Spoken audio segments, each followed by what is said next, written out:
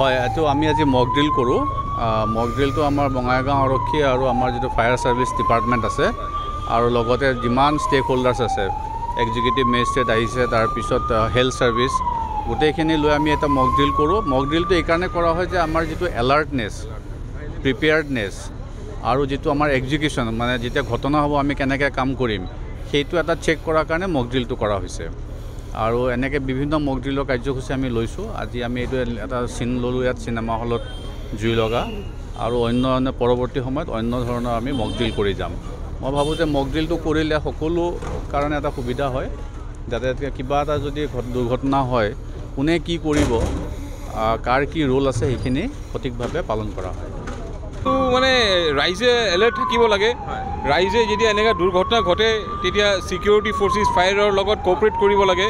আৰক্ষীবিলাক যেনেকৈ ডিৰেক্ট দিয়ে এনেকুৱা পালন কৰিব লাগে, তেতিয়া গৈ মানে এনেকুৱা দুৰ্ঘটনাটো কণ্ট্ৰল কৰা যায়।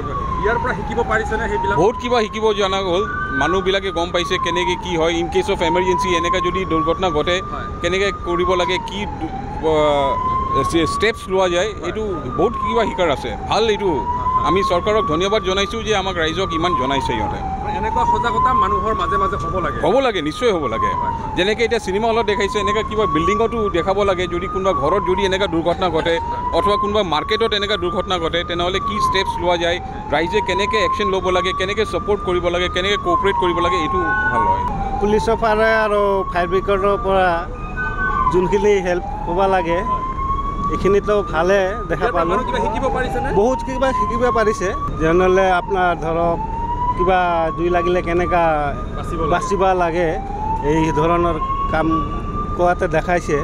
এইটো মানুহ নিজে অলপ শিকিব লাগে।